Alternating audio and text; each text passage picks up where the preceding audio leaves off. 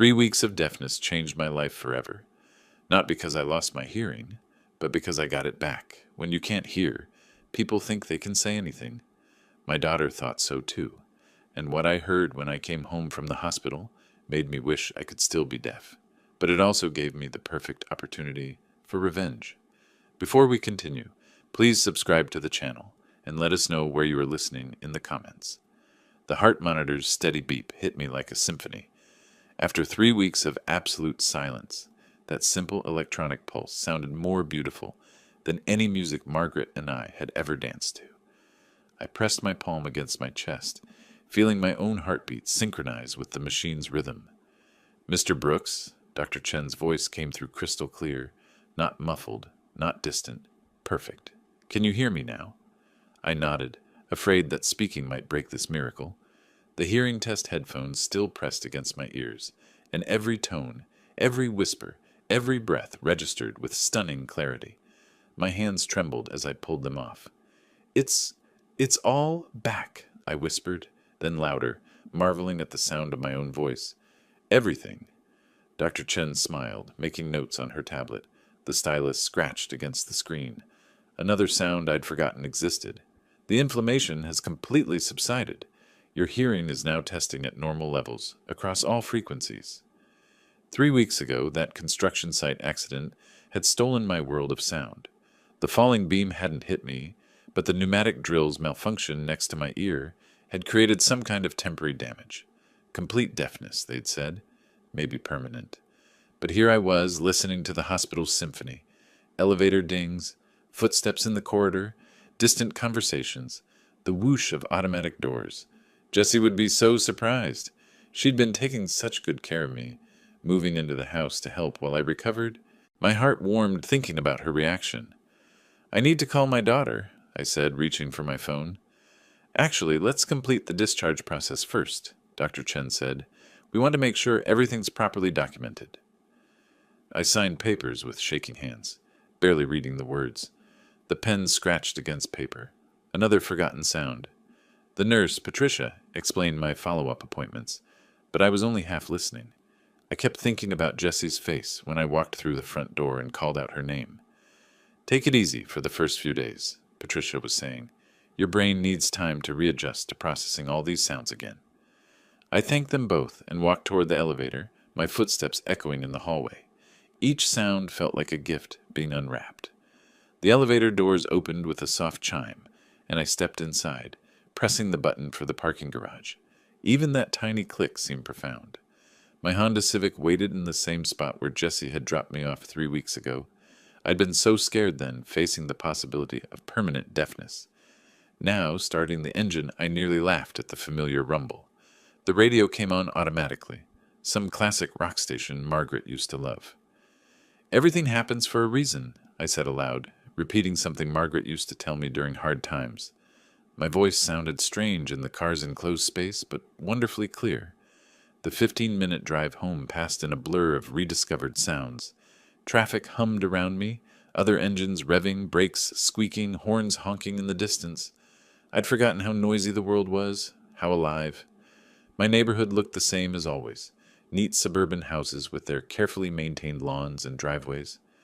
Mrs. Peterson was gardening next door, her rake scraping against the concrete. 2 houses down, children played in their backyard, their laughter carrying on the March breeze. A dog barked somewhere, and another answered from across the street. I pulled into my driveway and sat for a moment, looking at the 2-story colonial house Margaret and I had bought 30 years ago. Jessie's car was parked beside the walkway. She must be inside, probably preparing dinner or watching her afternoon shows. My hand hesitated on the door handle. Should I call out as soon as I entered, or should I surprise her? Maybe find her in the kitchen and just start talking normally. Watch her face transform with joy and amazement. I decided on the surprise. Walking up the front steps, I heard voices from inside. Jessie and Chris talking in what sounded like the kitchen. Perfect. I could surprise them both. I slipped my key into the lock as quietly as possible and eased the front door open. The voices became clearer as I stepped into the hallway. "God, that old burden is back home again." Jessie's voice carried from the kitchen, sharp with irritation. I froze, my hand still on the doorknob. The words hit me harder than that falling beam ever could have. Burden? Chris's voice followed, equally clear. At least the insurance money helped with his medical bills. Could have been worse. My legs felt suddenly weak. I pressed my back against the hallway wall, hardly breathing. This had to be some kind of mistake. Maybe I'd misheard something. My hearing was just returning after all. But Jesse's next words cut through any hope of misunderstanding. I just want this whole thing over with. 3 weeks of pretending to care about his every need. I'm exhausted. The world tilted around me. These were my daughter's words, my daughter's voice, speaking about me like I was some unwanted obligation. The daughter I'd supported through college, helped through her divorce, welcomed into my home whenever she needed help. I remained perfectly still in that hallway, listening to the 2 people I'd trusted most in the world, realizing they had no idea I could hear every word they were saying. My chest felt like someone had reached inside and twisted everything around. The hallway seemed to stretch and contract with each heartbeat as Jesse's words echoed in my mind. That old burden. 3 weeks of believing she was there because she loved me, because she wanted to help her father through the worst crisis of his life. I'd been such a fool. My legs threatened to give out, but I forced myself to stay upright, pressed against the wall. I needed to hear more. I needed to understand exactly what I was dealing with before I made any decisions. Moving carefully along the hallway, I positioned myself closer to the kitchen doorway. Their conversation continued, and each word felt like another nail in the coffin of my trust. Sunset Manor has good reviews, Jesse was saying, and it's not too expensive.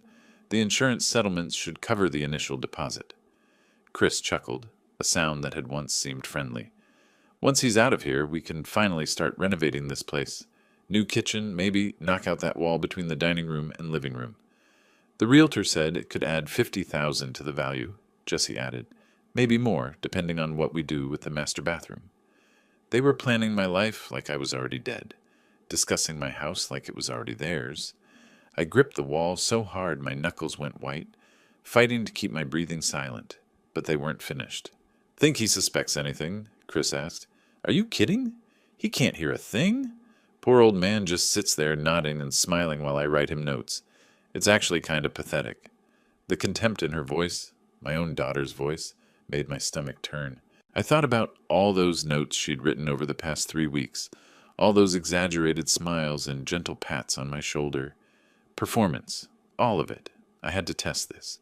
I had to see just how good their acting really was.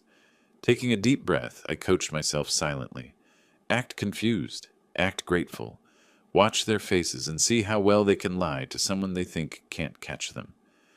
I walked into the kitchen, making sure my footsteps were slightly heavier than usual, like someone uncertain of their balance. Jesse and Chris were sitting at the kitchen table, and their transformation was immediate and complete. Dad! Jessie jumped up, her face instantly flooding with what looked like genuine concern. She rushed over and took my arm gently. How are you feeling? You look tired. The same voice that had called me a burden 60 seconds ago now dripped with fake sweetness. I let myself lean into her touch, playing the part of the grateful, confused father. Chris raised his voice unnecessarily, the way people do when they think someone can't hear properly. Hey there, Thomas. How did the appointment go? I nodded and shrugged, then pointed to my ears with a questioning expression. Jessie immediately grabbed a notepad from the counter. She'd gotten quite good at this routine over the past 3 weeks. She wrote, Doctor says hearing might return soon. That's wonderful news. I read the note, letting hope flood my expression. Inside, I cataloged every detail of her performance. The way she widened her eyes to look excited. The way she squeezed my shoulder like she was sharing in my joy. The way Chris nodded enthusiastically beside her, as if he cared about anything other than when I'd be out of his way. Chris leaned forward and wrote his own note. Maybe we should start looking into care options for when you're feeling stronger. Just temporary, until you're fully recovered. Jesse added quickly, writing below his words, just so you have help with medications and physical therapy. Nothing permanent. I nodded eagerly, like this sounded like wonderful news. Inside, I noted how smoothly they'd transitioned from discussing nursing homes for my convenience to presenting it as temporary medical care. They'd thought this through. For the next few minutes, I played my part perfectly. I pointed at things and looked confused when they responded verbally. I nodded gratefully when Jessie wrote down questions about whether I was hungry or needed anything. I even managed what I hoped looked like a tired but contented smile when Chris patted my back and wrote, "We're so glad you're okay." Every gesture felt like swallowing poison, but I forced myself to maintain the performance. I needed to know more. I needed to understand exactly what they had planned and how long I had before they tried to execute it. Finally, I pointed upstairs and wrote my own note. Tired, going to rest. Jessie actually hugged me, and said loudly, "Of course, Dad. You rest as much as you need to." I walked slowly toward the stairs, feeling their eyes on my back. Just before I reached the first step, I heard Chris's voice, much quieter now, but still perfectly clear to my restored hearing. He bought it completely. I climbed those stairs one deliberate step at a time, my hand gripping the banister to keep from shaking. When I reached my bedroom, I closed the door quietly and sat on the edge of the bed Margaret and I had shared for 30 years. The house felt different now. The walls that had always meant safety and family now felt like a trap. The daughter I'd raised and loved had become a stranger wearing Jessie's face, and I was apparently nothing more than an obstacle between her and my money. I stared at the framed photo on my nightstand, Jessie at her college graduation, her arm around my shoulders, both of us grinning at the camera. That girl was gone, if she'd ever really existed at all. But I was far from helpless. They thought they were dealing with a confused, deaf old man who would gratefully accept whatever scraps of care they threw his way. They had no idea what they'd awakened. Margaret's wedding ring still sat in the small dish on my nightstand. I picked it up with trembling fingers, remembering how she used to twist it when she was thinking. She would have known what to do about Jessie. She always saw through people better than I did. From downstairs, I could hear their voices continuing in the kitchen. They thought they had all the time in the world to plan my future. I set Margaret's ring back and moved carefully toward my bedroom door. The old house had excellent acoustics. I'd helped design some renovations myself 20 years ago. The heating vent near the stairs carried sound from the kitchen beautifully, and if I positioned myself just right in the hallway, I could hear everything. I tested each step, remembering which floorboards creaked. The third step groaned on its left side, but the right edge stayed silent. Knowledge from decades of living here, now serving a purpose I'd never imagined. "Sunset Manor is $4,800 monthly," Chris was saying when I reached position, "but Medicare covers most if we get the right medical evaluations." Jessie's voice carried clearly through the vent. "The realtor said we could get at least $470 for this place. After the mortgage payoff, that leaves us $320 for the down payment on that house in Whitefish." My house? The home Margaret and I had built our life in, where we'd raised our children, where she'd taken her last breath. They were discussing it like a commodity. "What's the timeline?" Chris asked. 2 months, maybe less. We need to establish a pattern of incompetence first. Document incidents, memory issues. Dr. Henderson owes me a favor from when I helped him buy that Camaro. He could write up whatever evaluation we need. I gripped the banister so hard my knuckles went white. They weren't just planning to abandon me. They were planning to fabricate evidence of mental decline. My own daughter was plotting to destroy my reputation and independence. Footsteps moved across the kitchen floor, and Jessie's voice grew closer. I should check on him, make sure he's not getting suspicious. I moved quickly but silently back to my bedroom, positioning myself as if I'd been napping. I'd learned to control my breathing during those long nights watching over Margaret. Jessie's footsteps climbed the stairs, avoiding that creaky third step, I noticed. "Dad?" She spoke loudly. "I brought you some tea." I opened my eyes slowly, blinking as if disoriented. Jessie stood in my doorway holding a steaming mug, her face arranged in loving concern that made my stomach turn. She set the mug on my nightstand, right next to Margaret's ring dish. The symbolism wasn't lost on me, my wife's memory displaced by my daughter's deception. "You looked tired earlier," Jessie said, speaking slowly. "Are you feeling okay?" I nodded and reached for the notepad. I wrote, "Thank you. You're so good to me." The words tasted like poison, but Jessie's smile brightened. She patted my shoulder with what might have looked like affection to anyone who couldn't see the calculation in her eyes. Rest as much as you need, Dad. Chris and I are taking care of everything. After she left, I lay still, listening to her footsteps retreat. Then I heard her voice again, reporting back to Chris. He's completely clueless, just like we planned. Drinking his tea like a good little patient, Chris chuckled. Perfect. Maybe we should accelerate the timeline. Why wait 2 months? Henderson could do the evaluation next week. We say Dad's been having episodes, wandering confused, forgetting to eat, leaving the stove on, standard dementia stuff. Jesse paused, and I found myself holding my breath.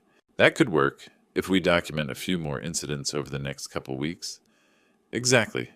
By month's end, we could have him placed and be looking at house listings. I stared at the ceiling, mind racing. They weren't just betraying me.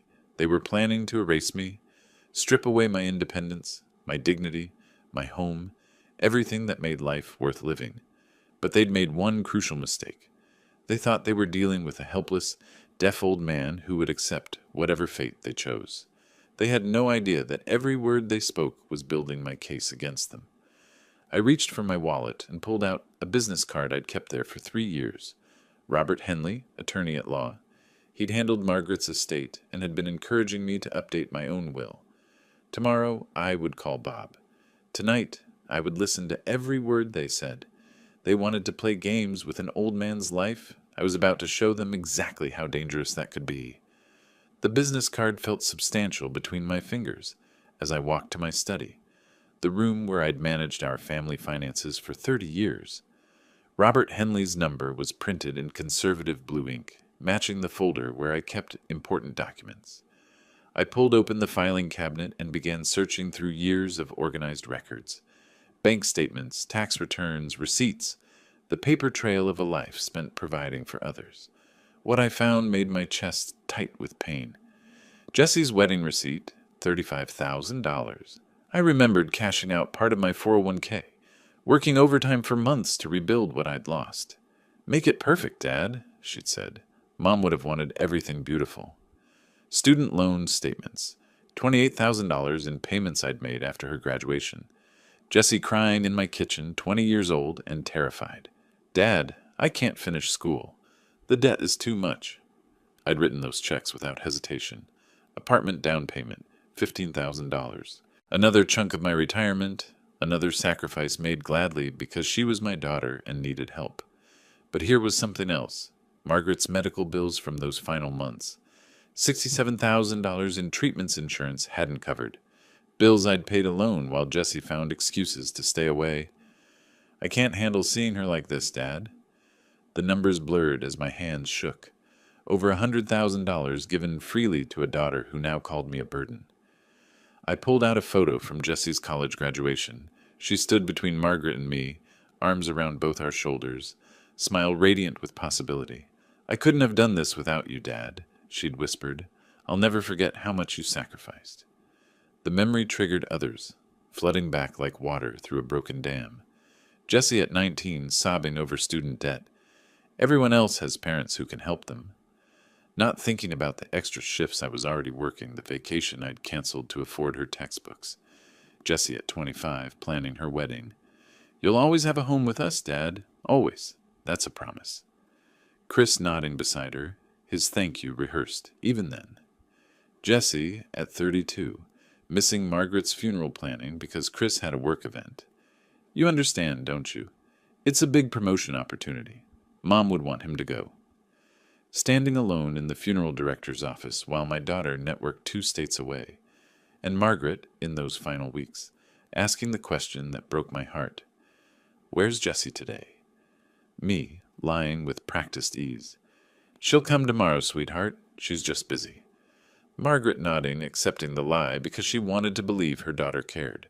The pattern was clear now. Jessie, taking, always taking, while offering promises as currency for future needs. And me, enabling every request because I confused generosity with love. I opened my current bank statement and compared it to nursing home costs. Sunset Manor at $4,800 monthly would consume my savings in less than 4 years, but that wasn't their concern. They wanted the house money up front for their new life in Whitefish. When had Jessie last called just to talk? When had she asked about my day, my health, my loneliness. Every conversation ended with a request: help with Chris's car payment, loan money for vacation, contribute to their anniversary cruise. Margaret had seen the truth even then, had tried to warn me in her gentle way. "You're creating a dependency, Thomas," she'd said after I'd paid for Jessie's third car repair in 6 months. "She needs to learn to solve her own problems." "She's our daughter," I'd argued. "We help family." "There's a difference between helping and enabling," Margaret had replied, "and there's a difference between gratitude and entitlement." Now, surrounded by evidence of my misguided generosity, I understood what my wife had been trying to tell me.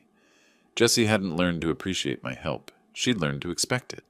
When I became the one needing care, she'd seen only a burden blocking her access to what she'd always considered rightfully hers. I looked at the photo one more time, then placed it face down in the drawer. The girl in that picture was gone. In her place was a woman who would fabricate mental illness to steal my independence, who would conspire with a doctor to declare me incompetent, who would sell the home where her mother died to fund her own dreams. But I wasn't confused. I was angry, and I was going to call Robert Henley first thing in the morning. I reached for my address book, flipping to the H section where I'd written his home number years ago. Some conversations couldn't wait for business hours. Jessie had taught me a valuable lesson about family loyalty. Now I was going to teach her one about consequences. I woke the next morning with Robert Henley's business card still clutched in my hand. The numbers on my alarm clock read 7:30 a.m., and I could already hear Jessie moving around in the kitchen below, preparing what she probably considered her daily performance of caring daughter. From my bedroom window, I watched Chris loading something into their car. Their voices drifted up through the morning air, something about shopping and errands. Perfect. I needed them gone for what I had planned. I made my way downstairs, moving with the careful, uncertain steps of someone still adjusting to hearing loss. Jessie looked up from the stove where she was scrambling eggs, her smile bright and artificial. "Good morning, Dad," she called out loudly. "I made your favorite breakfast." I nodded gratefully and pointed to my ears with a questioning expression. She grabbed her ever-present notepad and wrote, "Chris and I are going shopping this morning. Will you be okay alone for a few hours?" I wrote back, "Yes. Thank you for taking such good care of me." The lie tasted bitter, but Jessie's pleased expression told me she bought it completely. She kissed my forehead, a gesture that once would have warmed my heart and now made my skin crawl. "We'll be back around 3, she said, speaking slowly and clearly. "There's soup in the refrigerator if you get hungry." After they left at 10:45, I waited exactly 15 minutes before reaching for the phone. Some habits from my engineering days died hard. Always double-check your measurements, always verify your timeline, always have a backup plan. Robert Henley answered on the second ring. "Henley Law Office." "Robert, it's Thomas Brooks. I need to change my will immediately." There was a pause. "Thomas, I thought you were having hearing difficulties." "It's complicated. Can you see me today? It's urgent." "Well, I suppose I could fit you in around 11:30. But Thomas, are you certain you're—" "I've never been more certain of anything in my life." The drive to downtown Missoula took 12 minutes. Robert's office sat in a converted Victorian house on West Alder Street, the same building where he'd helped me navigate Margaret's estate 5 years ago. Mrs. Patterson, his secretary, looked surprised to see me walking in unassisted. "Mr. Brooks, how wonderful that you're feeling better," she said, speaking at normal volume.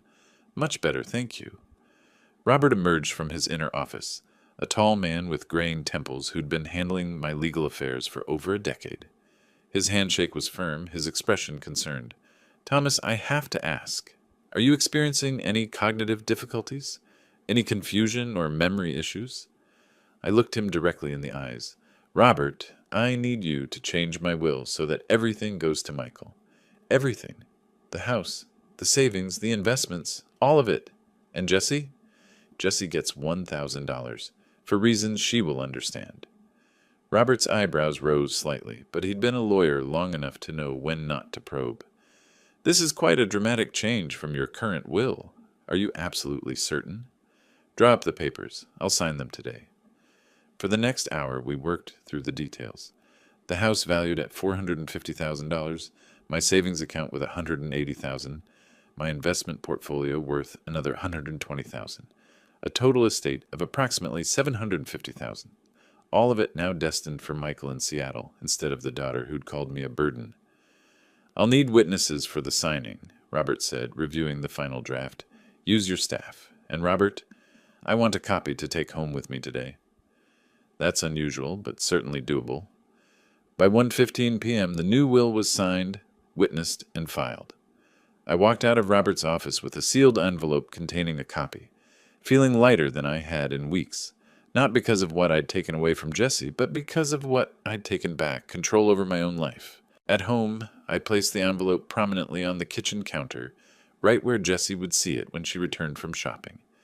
Then I positioned myself in the living room with the newspaper, settling into my recliner where I could hear everything that happened in the kitchen.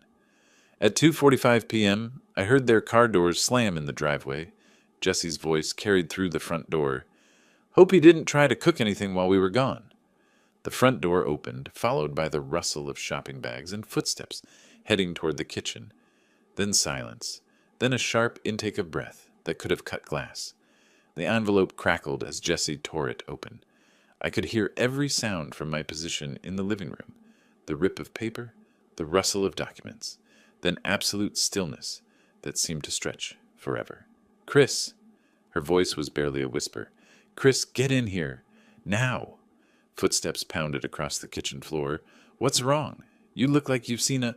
Look at this!" Papers rustled frantically. "That old bastard changed his will." I held my breath, straining to catch every word while maintaining my sleeping pose behind the newspaper.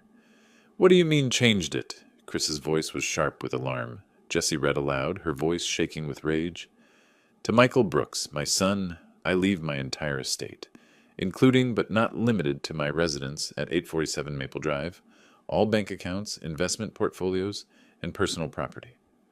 "That can't be legal. When did he do this?" "It's dated today." "Today, Chris?"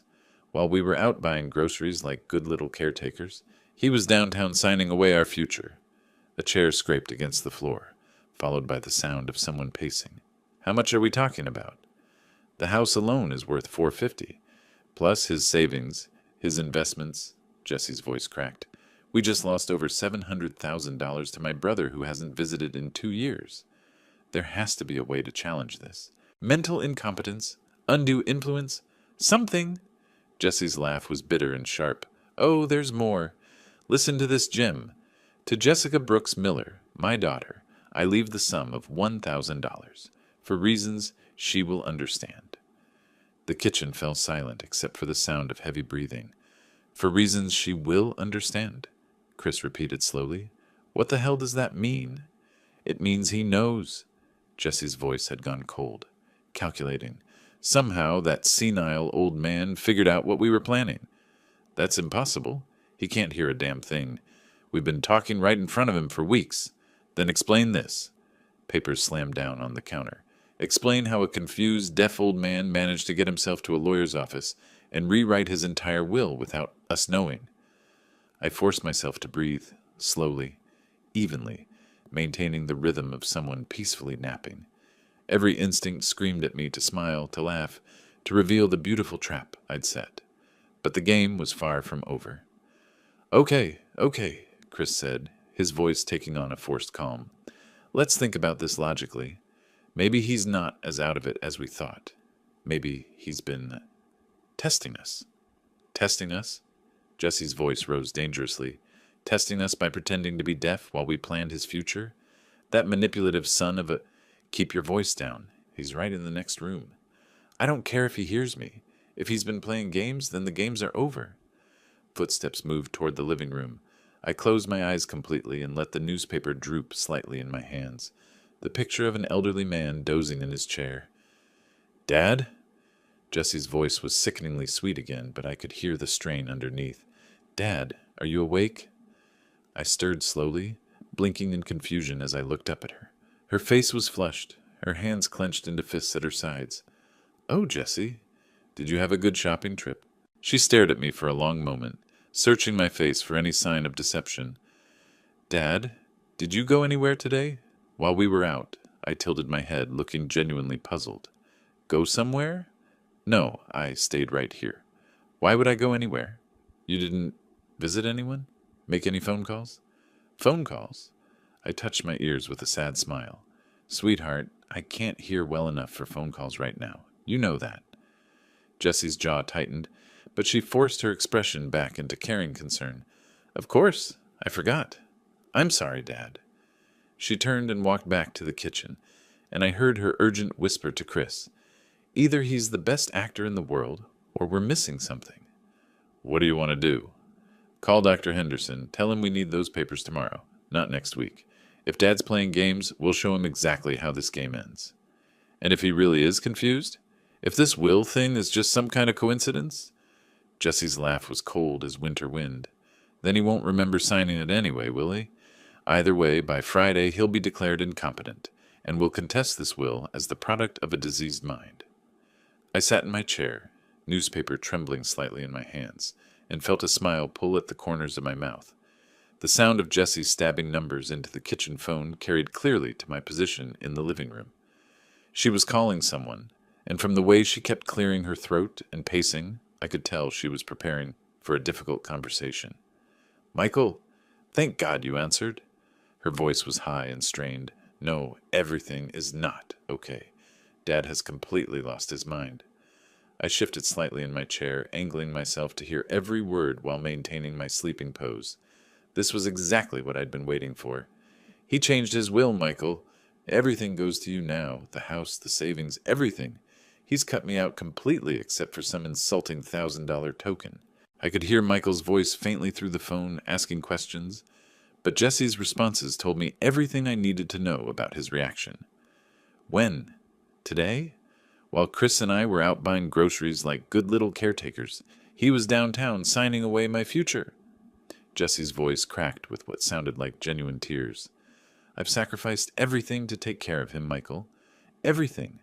I moved in here, gave up my own life, and this is how he repays me. She was good. I had to give her that. If I hadn't heard her true feelings with my own ears, I might have believed the performance myself. He's not mentally competent anymore, Michael.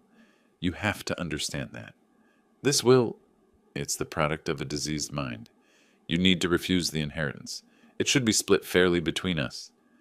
Michael's response must have been longer this time, because Jessie fell silent, and I could see her face growing redder through the kitchen doorway. Good reasons? She finally exploded. What good reasons could he possibly have? I'm his daughter.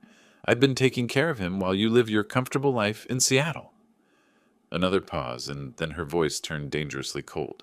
How dare you judge me, Michael? You visit once a year if we're lucky, send a Christmas card, and suddenly you're the expert on what Dad needs? I heard the phone slam down, followed by the sound of Jessie's angry footsteps. Perfect timing. I stirred in my chair and looked around with the confused expression of someone just waking up. Jessie? Was someone on the phone? I thought I heard voices.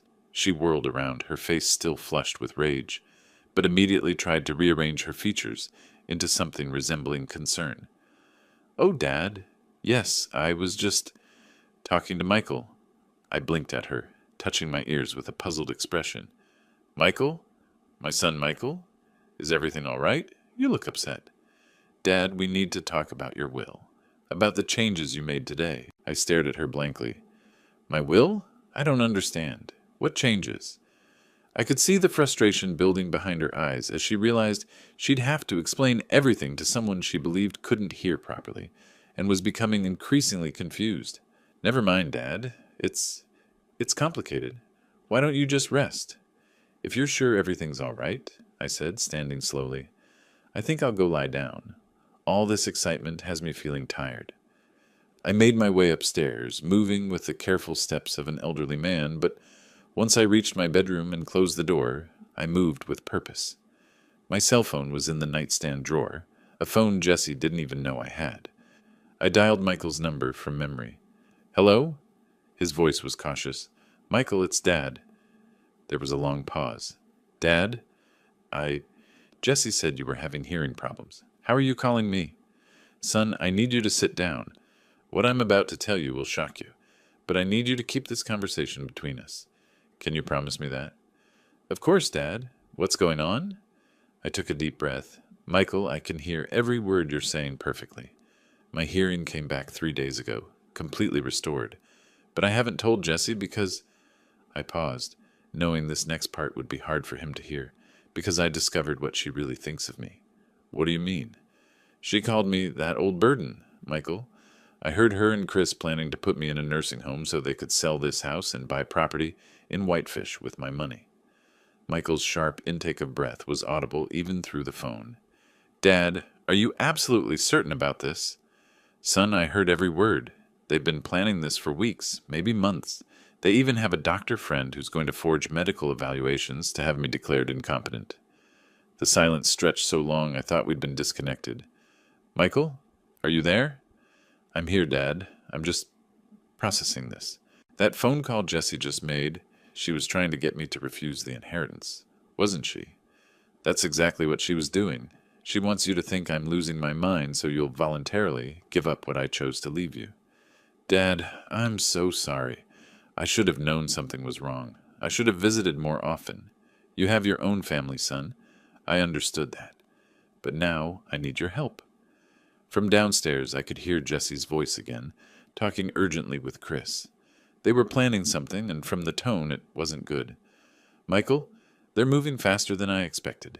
I think they're going to try something tomorrow. Michael, I can hear every word you're saying perfectly, I said into the phone, my voice steady despite the magnitude of what I was about to reveal.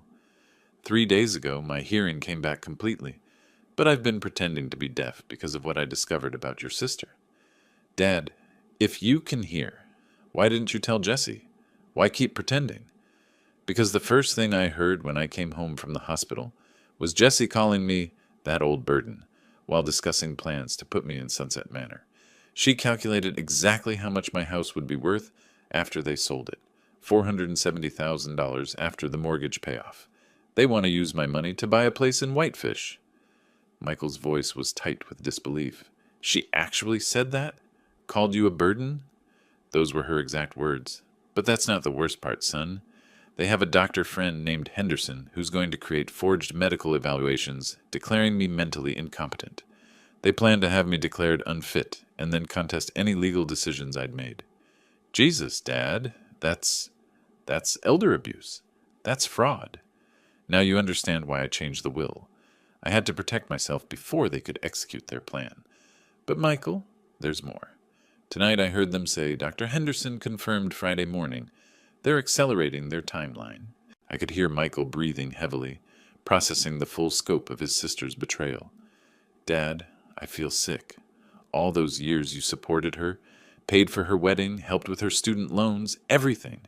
And this is how she repays you. Your mother always saw through Jessie's act. I should have listened to Margaret more carefully. What do you need me to do? Should I come there? I can take Friday off work. Not yet, son.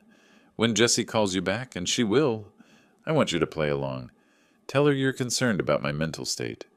Maybe suggest you're thinking of coming to visit this weekend. You want me to lie to her? I want you to give her enough rope to hang herself with. She's going to call you again, probably tonight. She's desperate now, and desperate people make mistakes. From downstairs came the sound of urgent voices. I pressed the phone closer to my ear. Hold on, Michael. They're planning something. Jessie's voice carried clearly up through the heating vent. Dr. Henderson confirmed Friday morning at 10. He'll do the evaluation here at the house. Chris responded, What if the old man refuses to cooperate? He won't have a choice. Henderson will say he's displaying signs of dementia, confusion, memory loss, inability to make rational decisions. With the will change as evidence of mental instability, we'll have grounds for a competency hearing. And Michael? Michael's having doubts about Dad's mental state. I planted the seeds tonight. If I call him back tomorrow with more concerns, he might even support having Dad evaluated. I returned to the phone, my voice grim. Michael, did you hear any of that? Enough. Dad, they're planning to have you declared incompetent on Friday morning. We can't let that happen. No, we can't. But I have an idea. When Jessie calls you tomorrow, I want you to sound worried about me. Tell her you think an evaluation might be a good idea. Dad, I don't like lying to family. Son, She stopped being family the moment she decided to steal my independence and sell my home. She's counting on your decency to help her commit fraud." Michael was quiet for a moment. "You're right. What else do you need me to do?" "Keep playing the concerned brother until I give you the signal. And, Michael, document everything she tells you. Every lie, every manipulation. We might need it later." "What are you planning, Dad?" I looked around my bedroom. Margaret's jewelry box on the dresser, our wedding photo on the nightstand, the life we'd built together in this house that Jessie wanted to sell. "I'm planning to remind your sister exactly who she's been underestimating. She thinks she's dealing with a confused, helpless old man. Tomorrow, she's going to discover just how wrong she's been. Be careful, Dad. If she's desperate enough to commit fraud, there's no telling what else she might do. Don't worry about me, son. I survived 30 years as a construction engineer and 5 years of grief. I can handle one greedy daughter and her worthless husband." After we hung up, I sat in the darkness of my bedroom, listening to Jessie and Chris planning their final assault on my freedom. They had no idea their victim had been listening to every word, documenting every lie, and preparing his own surprise. Through the kitchen window blinds, I watched Jessie and Chris load shopping bags into their 2018 Ford Escape. Jessie was gesturing frantically at something on her phone while Chris checked his watch for the third time in 2 minutes. "We'll be back by 2 p.m., I heard Chris call toward the house, though they thought I couldn't hear him. "Don't forget, Dr. Henderson comes tomorrow at 10 sharp. Jessie's voice carried across the driveway in that artificially sweet tone she'd perfected over the past few days. "Dad, we're going shopping. Back soon." I remained motionless behind the blinds until their car disappeared around the corner. Then I allowed myself a smile. 3 hours, more than enough time to prepare their farewell gift. I walked slowly through the house, taking inventory. Jessie had made herself quite comfortable in the guest bedroom she'd claimed as her own. Her dresser drawers overflowed with expensive clothes, silk blouses, designer jeans, jewelry that glittered even in the dim light. All purchased, I noticed from the receipts scattered on her nightstand, with credit cards that showed my address as the billing location. Chris had claimed the guest closet for his belongings: 3 business suits, golf clubs, an expensive laptop, electronic gadgets I couldn't even identify. The price tags on his golf bag alone would have fed a family for a month. From the basement storage room, I retrieved 2 large suitcases Margaret and I had used for our anniversary trips to Yellowstone. The leather was still supple, the brass fittings still bright. These bags had carried happy memories once. Now they would carry something else entirely. I began with Jessie's things, folding each item with the same meticulous care I'd once used for architectural blueprints. Her wedding dress, preserved in plastic since her marriage to Chris. The photo albums from college, funded with my retirement money. The jewelry box I'd given her for her 16th birthday, now filled with pieces I'd never seen her wear. Chris's belongings went into the second suitcase. His expensive electronics, his collection of golf accessories, the leather portfolio containing RR sums and business cards from jobs he'd never quite managed to keep. Everything they'd brought into my house, everything they'd accumulated while living under my roof and planning my downfall. As I packed, I found myself remembering Margaret's words from Jessie's last visit before she got married.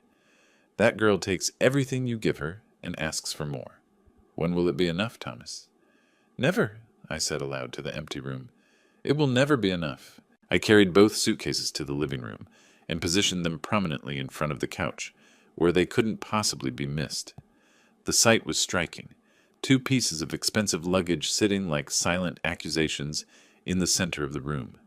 My phone buzzed with a text from Michael. "How are you holding up, Dad? Still planning for this afternoon?" I typed back, "Everything ready? Wish me luck?" His response came quickly. "You've got this. She deserves everything that's coming to her." I settled into my recliner with the newspaper, positioning myself where I could see the front door clearly. The living room looked perfect. My 2 chairs, Margaret's china cabinet, the family photos on the mantel, and those 2 suitcases sitting like monuments to betrayal in the center of it all. At 1:45 p.m., I heard the familiar sound of their car pulling into the driveway. Car doors slammed, followed by Jessie's laughter about something Chris had said. Shopping bags rustled in their hands as they approached the front door. I took a deep breath and lowered my newspaper slightly, positioning myself for the performance of a lifetime. The key turned in the lock. I think we got everything for tomorrow's...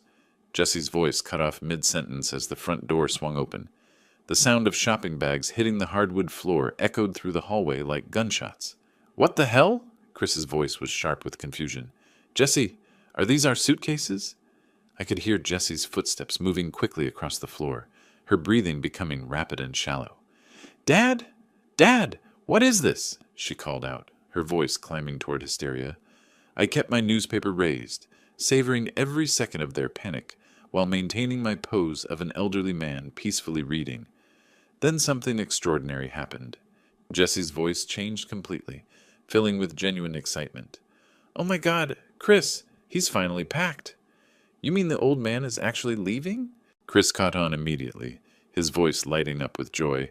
I can't believe it. Finally. Jesse was practically laughing now. He's going to Sunset Manor. We won't have to go through with the whole Dr. Henderson thing. This is perfect. Chris was pacing now, his footsteps quick and energetic. We can start the renovations next week. Maybe even call that contractor in Whitefish. $700,000, Chris. We're finally going to be free. They were celebrating. Actually celebrating what they thought was my surrender, my defeat, my willingness to disappear quietly from my own life. Every cruel word confirmed exactly who they really were. I slowly lowered my newspaper and looked directly at them. No, sweetheart, I said in a perfectly clear, perfectly calm voice. You are leaving my house. Jessie's face went white as paper. The excited smile froze on her lips before crumbling into an expression of pure horror. Dad, did you hear me? Her voice was barely a whisper. Chris stepped backward toward the door, his eyes wide with the dawning realization of what my clear speech meant. Thomas, how long have you been able to hear? I stood slowly from my chair, my joints feeling stronger than they had in years. Every single word since I got home from the hospital, 3 days ago. Jessie's hand flew to her mouth. You heard everything we said. Every conversation about me being that old burden, every discussion about selling my house, every plan to have me declared incompetent so you could steal my life. Chris's face had gone from pale to red. Thomas, we were just frustrated. We didn't mean... You meant every word. I cut him off. I know exactly who you are now, Chris. Both of you. Jessie's eyes filled with tears, but I could see the calculation behind them. Dad, we can explain. We were just worried about you. We thought you needed more care than we could provide. You calculated losing $700,000 of my money like it was already yours, I said, my voice steady and cold. You planned to have me declared mentally incompetent using forged medical evaluations. That was Chris's idea, Jessie pointed at her husband desperately. I would never do that to you. You called me a burden, Jessica, in my own house, while planning to steal my independence and sell my home. Chris's shock was giving way to anger. You can't just kick us out. We have nowhere to go. We gave up our apartment to take care of you. You moved in here because you couldn't afford your own place, I replied calmly, and now you'll learn what it's like to find one without my help. Jessie dropped to her knees beside my chair, grabbing my arm with both hands. Please, Dad, I'm your daughter. I made a mistake, but I love you. I looked down at her, this woman who had taken everything I'd given her and still wanted more, who had planned to destroy my dignity and independence for money. If you loved me, Jessica, you wouldn't have called me a burden. You wouldn't have planned to have me declared crazy. You wouldn't have celebrated what you thought was my defeat. I pointed to the suitcases. You have everything you brought into my house. Everything you've accumulated while living here rent-free and planning my future. That's more than you deserve. Jessie's composure shattered completely. Tears streamed down her face as she dropped to her knees beside my chair, clutching at my arm with both hands. Dad, you're breaking my heart. I'm your little girl. I'm your daughter. Her voice cracked with what might have sounded like genuine emotion to someone who hadn't heard her celebrating my supposed surrender just minutes earlier. Please don't do this to me. Mom would be devastated to see you treating your own daughter this way. That was too much. I looked down at her with eyes as cold as winter frost. Your mother warned me about your selfishness before she died, Jessica. She said, watch out for Jessie. She only comes around when she needs something. Jessie's tear-streaked face went pale. She never said that. You're making it up. She said it after you asked me for $5,000 to pay for your anniversary cruise while she was in hospice care. That's not... I never... Jessie's voice faltered as the memory hit her. Chris stepped forward, trying a different approach. Thomas, look. We all made mistakes here. But we're family. We can work this out. Jessie seized on his words, her tears switching off like a faucet. Yes, Dad, we can fix this. I'll take better care of you. We'll cancel everything with Dr. Henderson. We'll be completely different. You showed me exactly who you really are, I replied steadily, and I believe you. But people change. Jessie's voice climbed toward hysteria. Give us another chance, please. Chris's attempt at reasonableness was cracking. His face reddened as his voice rose. You can't just throw us out like garbage. We have legal rights here. Actually, Chris, you have zero legal rights to my house. You're not tenants. You're not family members with any claim. You're house guests who have worn out their welcome. We'll contest the will. Chris jabbed his finger at me. We'll prove you're mentally incompetent. No sane person would disinherit their own daughter. I smiled calmly. Good luck with that. My lawyer has recordings of all our conversations about your plans. The blood drained from Chris's face. What recordings? You can't record private conversations without consent. Of course, there were no recordings, but the psychological effect was immediate and devastating. Jessie's eyes went wide with terror. Dad, please. We were just stressed. We didn't mean any of it. We were scared and said stupid things. You meant every word. You calculated my net worth down to the last dollar. You planned my future like I was already dead. Chris's desperation was making him aggressive. Where the hell are we supposed to go? We don't have any money. We gave up our apartment to take care of you. You moved in because you couldn't afford rent, I corrected, and that's not my problem anymore. Jessie tried one final emotional manipulation, her voice taking on the wheedling tone she'd used as a child when she wanted something. Dad, I gave up my whole life to take care of you. I sacrificed everything. I loved Mom just as much as you did. You missed your mother's funeral planning because Chris had a work party in Denver. You told me it was a big opportunity that Mom would have wanted him to attend. Jessie's mouth opened and closed soundlessly. You visited her twice during her final month in hospice. Twice. I was there every day watching her ask where her daughter was. I couldn't handle seeing her like that, Jessie whispered. But you could handle planning to put me in a nursing home so you could sell the house where she died. Something in Jessie's face hardened. The mask of the loving, caring daughter finally fell away completely. Fine, she said, standing up and brushing off her knees. We'll leave. But you'll regret this, Dad. You'll be all alone, and when you need help, we won't be there. I'd been alone for 3 years, I replied calmly. At least now I won't have to pretend I'm not. Chris grabbed one of the suitcases with more force than necessary. This is insane. You're throwing away your own family. No, I said, watching them both struggle with their belongings. You threw away your family when you decided I was nothing more than an obstacle to your inheritance. Jessie picked up the second suitcase, her face twisted with resentment. You'll see, Dad. You'll see what it's like to be really alone. I'm looking forward to it. They moved toward the front door, their expensive belongings weighing them down like anchors. At the threshold, Jessie turned back one last time. If you change your mind, I won't, I cut her off. And don't call me asking for money. The door slammed behind them with a finality that echoed through the house like a bell. I stood at the living room window, watching Jessie and Chris struggle to fit their suitcases into their Ford Escape. Chris had to rearrange bags 3 times, cursing under his breath each time something wouldn't fit. Jessie sat in the passenger seat, staring straight ahead, her face a mask of cold fury. Finally, the car doors slammed shut. The engine turned over, and they pulled out of my driveway for the last time. I watched until their taillights disappeared around the corner, then continued watching the empty street for several more minutes. The silence that followed was unlike anything I'd experienced in years. Not the oppressive quiet of deafness, not the tense atmosphere of hidden hostility, but genuine peace. The house seemed to exhale around me, releasing 3 years of accumulated stress. I walked through each room slowly, noting the absence of their belongings.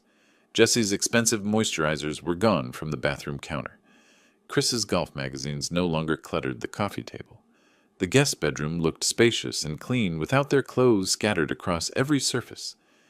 In the kitchen, I found the shopping bags they'd dropped when they discovered the suitcases. I carried them to the garbage can without looking at the contents. Whatever they'd bought for their celebration of my supposed defeat could rot with the rest of their plans. I sat in my recliner in my living room in my house, and experienced something I hadn't felt since Margaret's death: complete contentment. No one was plotting against me. No one was calculating my worth or planning my future. I was alone, but I was free. My cell phone buzzed. Michael. Dad, how did it go? Are you okay? Son, they're gone. It's over. How are you feeling? Are you sure you're all right? I considered the question seriously. How was I feeling? Relief, certainly. Vindication. But mostly I felt light, as if I'd been carrying a heavy burden for years without realizing it. I feel free for the first time since your mother died. I'm proud of you, Dad. Standing up for yourself like that? Mom would be proud too. I should have listened to her warnings about Jessie years ago. Maybe, but you gave Jessie every chance to be the daughter you deserved. That's not a failure, Dad. That's love. We talked for 20 more minutes. Michael promised to visit soon, maybe bring the kids for a weekend. They should know their grandfather, he said. The real one. After we hung up, I made myself dinner, a simple meal of scrambled eggs and toast, and ate it at the kitchen table while watching the sun set through the window. No one complained about the food. No one made sarcastic comments about my cooking. No one calculated how much my meal cost or speculated about when I'd be too old to cook for myself. I thought about Margaret's voice, how she used to say, "You deserve better than that treatment, Thomas." She'd been talking about Jessie even then, though I'd been too blind to see it. After dinner, I walked through the house one more time, this time really seeing it. The family photos on the mantel told a story now. Pictures of Michael and his children, of Margaret and me on our anniversaries, of holidays when Jessie was still young enough to genuinely love her family, rather than just their money. I removed the photos that included Jessie and stored them in a drawer. Not out of cruelty, but because I wanted to remember the good times, without the bitter knowledge of how they'd ended. The mantel looked cleaner somehow, more honest. In my study, I pulled out a legal pad and began making a list. Call the bank about removing Jessie as emergency contact. Update my medical directives. Schedule lunch with old friends I'd neglected during Jessie's residency. Plan a trip to Seattle to visit Michael and the grandchildren. For the first time in years, I was planning a future instead of just enduring the present. As I prepared for bed, I thought about something Margaret used to tell me during our early years together. Some people see kindness as weakness, Thomas, but they're wrong. Kindness is strength, and when you finally stop giving it to people who don't deserve it, that's wisdom. I'd finally learned the difference. In the quiet of my bedroom, I could hear my own breathing, steady and calm. No voices plotting in the kitchen below, no footsteps pacing with barely contained greed, just the sound of a man at peace in his own home. Tomorrow, I would wake up in a house where I was wanted, where I belonged, where every decision was mine to make. I smiled in the darkness and slept better than I had in years. And me, enabling every request because I confused generosity with love. I opened my current bank statement and compared it to the nursing home costs they'd discussed. Sunset Manor at $4,800 monthly would consume my savings in less than 4 years. But that wasn't their concern. They wanted the house money up front for their new life in Whitefish. My phone sat on the desk, silent and accusatory. When had Jessie last called just to talk? When had she asked about my day, my health, my loneliness? Every conversation for the past 5 years had ended with a request. Could I help with Chris's car payment? Could I loan them money for a vacation? Could I contribute to their anniversary cruise? I thought I was being a good father. I thought I was honoring Margaret's memory by taking care of our daughter. But Margaret had seen the truth even then, had tried to warn me in her gentle way. "You're creating a dependency, Thomas," she'd said after I'd paid for Jessie's third car repair in 6 months. "She needs to learn to solve her own problems." "She's our daughter," I'd argued. "We help family." There's a difference between helping and enabling, Margaret had replied, and there's a difference between gratitude and entitlement. Now, surrounded by the evidence of my misguided generosity, I understood what my wife had been trying to tell me. Jessie hadn't learned to appreciate my help. She'd learned to expect it. And when the helping became harder for me to provide, when I became the one needing care, she'd seen only a burden blocking her access to what she'd always considered rightfully hers. I looked at the photo one more time, then placed it face down in the drawer. The girl in that picture, if she'd ever really existed, was gone. In her place was a woman who would fabricate mental illness to steal my independence, who would conspire with a borrowed doctor to declare me incompetent, who would sell the home where her mother died to fund her own dreams. They thought they were so clever, planning my future while I sat upstairs, deaf and docile. They thought they were dealing with a confused old man who would gratefully accept whatever scraps of care they offered. But I wasn't confused. I was angry. And I was going to call Bob Henley first thing in the morning. I reached for my address book, flipping to the H section where I'd written Bob's home number years ago. Some conversations couldn't wait for business hours. Jessie had taught me a valuable lesson about family loyalty. Now I was going to teach her one about consequences. If you like this story, please like this video, subscribe to the channel, and share your impressions of this story in the comments. To listen to the next story, click on the box on the left. Thank you for watching.